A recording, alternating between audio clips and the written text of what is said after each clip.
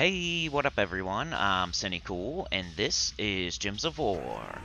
And today I'm going to be going over 4 teams you can use for the World Event and the Faction Assault. And in this video I want to show you a couple Faction Assault teams that are a little bit off the, not what you would think. Like, of course you could use Guard's Avatar with Sir Quentin Hadley. That'd be a very good way to go. Pretty obvious way to go. You could use Triple Finesse Nimbus Bow. That would be the low level obvious way to go.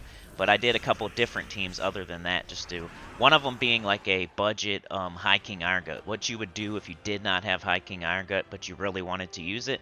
I show that, and then I show a team, hey, if you don't have finesse, fully traded or something, this is another no team you could use. So I try to do that in this video so it'd be a little bit more interesting. Here's my first team for the World Event.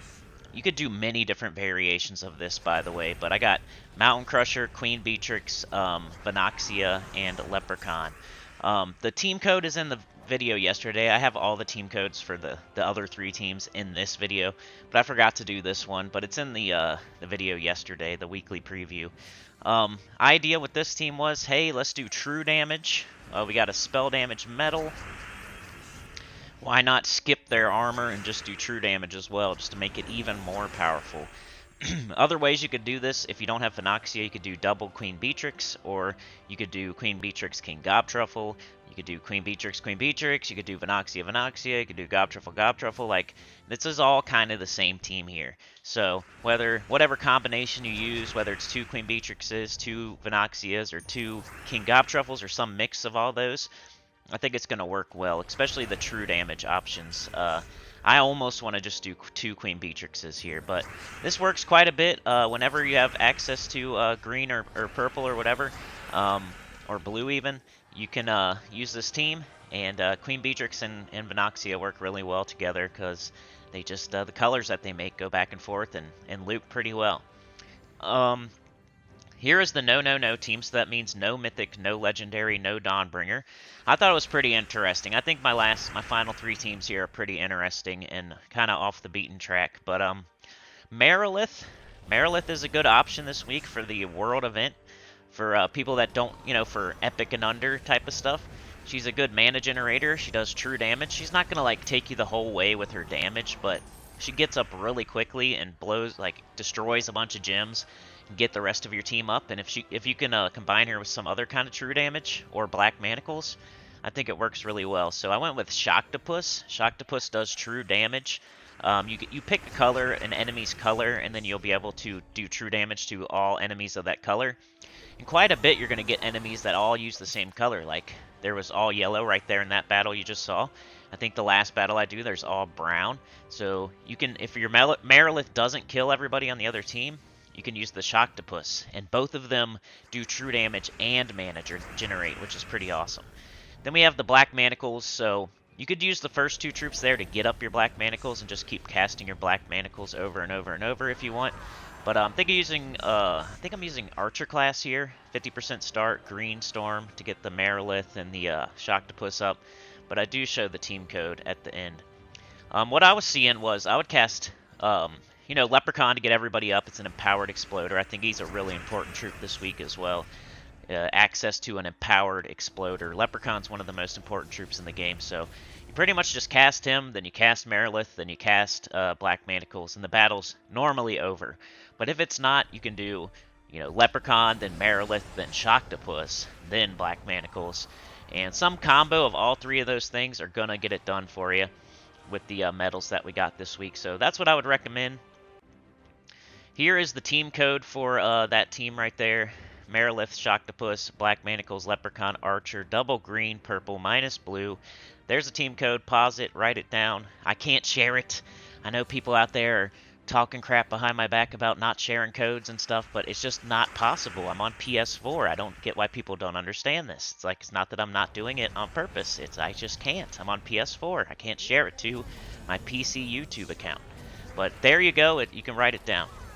Here is the interesting High King Iron Gut replacement team. If you don't have High King Iron Gut and you really want to do something similar, I've mentioned this in the past and people have wanted me to show it. And I think I've shown it like once before, but here it is again. You use the Great Maul instead. And the Great Maul combined with Harpy Mage and the Doomed Glaive is pretty cool. because all you have to do is that Harpy Mage is pretty much a second turn empowered, because we're going to do, this is the faction assault, by the way, Hall of Guardians, the higher level team. It's just a High King Iron Gut, hey, I don't have it, let's try a replacement team. And Great Maul is a good replacement for High King Iron Gut if you don't have it.